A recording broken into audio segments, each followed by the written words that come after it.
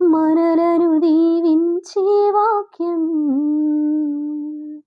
ఆశీర్వదించి అద్భుతాలు చేసే వాక్యం, స్వస్థతలు జరిగించే వాక్యం.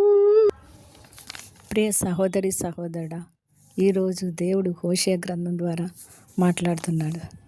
హోషేయ 2:20 యెహోవా ఆయన ఎరిగినట్లు నేను నమ్మకమును బట్టి నేను ప్రదానం చేసుకుందును అని, అంటే నువ్వు నిత్యము ఆయనకు సంబంధించిన వాడివని, ఆ విధంగా ఉండాలని ఆయన ప్రమాణం చేసుకుంటున్నాడు. ఆయన నీకుండునట్లుగా, అంటే ఇప్పుడు చూడండి, ప్రదానం చేసుకున్నప్పుడు ఆ వ్యక్తులు స్త్రీ అయితే పురుషుని గురించి, పురుషుడైతే స్త్రీ గురించి ఆలోచిస్తారు. అవే ప్లాన్లు కలిగి ఉంటారు.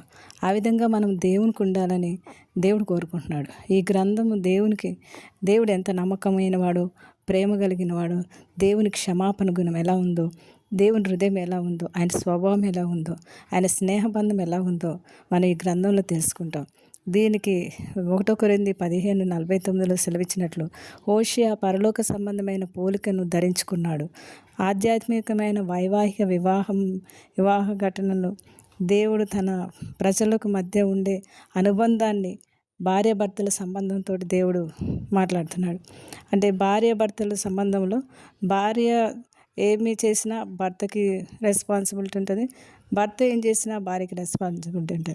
ఎవరు తప్పు చేసినా ఇద్దరూ అనుభవించవలసి ఉంటుంది. ఇక్కడ హోషేయ తన జీవితాన్ని ఆ ప్రజలకు తెలియజేస్తున్నాడు. ఎలా అంటే దేవుడు చెప్పింది కష్టంగా ఉన్న తూచా తప్పకుండా తను పాటించిన గొప్ప ప్రవక్త. హోషేయ వివాహమే తన పరిచర్యకు పునాది. తన జీవితాన్ని పణంగా పెట్టాడు. విచ్చలవిడి అయిన లైంగికత్వంతో జీవితంలో హోషేయకు ఎంత బాధ, మనోవేదన కలిగించిన గోమెరుతో ఏ విధంగా అయితే ప్రేమ కలిగి ఉన్నాడో, దైవాజ్ఞ పట్ల జరిగించిన వివాహమే అతని సుదీర్ఘమైన పరిచర్య. తిరస్కారాలు పొందిన తన భార్యను గోమెరును తన ప్రేమతోటి ఏ విధంగా అయితే తను ఆమెను చూసుకున్నాడో, ఆ సందేశంలో దేవుడు ఇశ్రాయేల్ పట్ల ఏ ప్రేమ కలిగి ఉన్నాడో మనకు తెలుస్తుంది.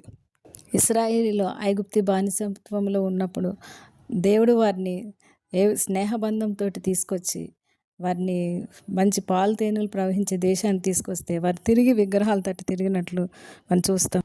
ఈ హోషేయ భార్య ఎంత ప్రేమగా తను చూసుకున్నప్పటికీ ఆమె హోషేయని విడిచిపెట్టి వ్యభిచార గృహానికి వెళ్ళినట్లు ఇశ్రాయేలు కూడా వ్యభిచారము, విగ్రహారాధన వారు అతిక్రమాలు అవన్నీ తెలియజేస్తూ ఉంటుంది.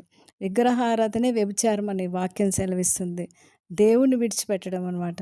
అంటే మనము చూడండి, ఒకరి మీద నమ్మకం లేకపోతే విడిపోతారు. అదేవిధంగా ఇశ్రాయేలీలు కూడా దేవుడు ఆశీర్వదించిన కొలది, వారికి క్షేమం కలిగించిన కొలది వారు విగ్రహాల తట్టు తిరిగారు, కానీ దేవుని నమ్మలేకపోయారు. అందుకనే వారి శ్రమల కారణమైంది. వారు దేవుని విడిచిపెట్టారు కాబట్టి ఈ శ్రమలు వచ్చిందని హోషేయ ఇశ్రాయేల్ని హెచ్చరిస్తున్నాడు.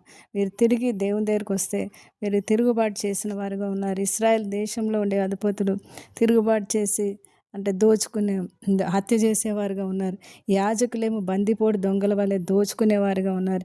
ఇశ్రాయేల్ సహాయం కోసం దేవుని చూడమని ఐగుప్తీయులను, అష్షూరు వైపు చూడొద్దని ఈ హోషేయ వారిని పశ్చాత్తాపడి విశ్వసించేటట్లు, దేవుని మార్గానికి విధేయుడేటట్లు, తిరిగి ఆయన నిబంధనలో తిరిగి రప్పించాలని ఆయన చేసిన ప్రయత్నమే ఇది. పూర్వ వైభవాన్ని రప్పించడానికి చాలా ప్రయత్నించాడు హోషేయ. నేను కూడా మనం ఇశ్రాయేల్ని ఏ విధంగా అయితే ఆయన దేవుని వైపున మళ్ళించాడో అదేవిధంగా మనం కూడా ఆయన నిబంధనలోకి తీసుకుని రావాలని ప్రతి ఒక్కరూ ప్రయత్నించాలని ఈ వాక్యం మనకు తెలియజేస్తుంది. ప్రార్థన. ప్రేమ జాలి గల నమ్మకమైన మా తండ్రి, వందనాలు. నీవు నీ బిడ్డలను మీ సొత్తని నిబంధన చేసావు ప్రభా. నీవు నమ్మకంగా ఉన్నావు ప్రభా. మేము కూడా నీకు నమ్మకంగా ఉండడానికి తండ్రి మాకు సహాయం చేయండి.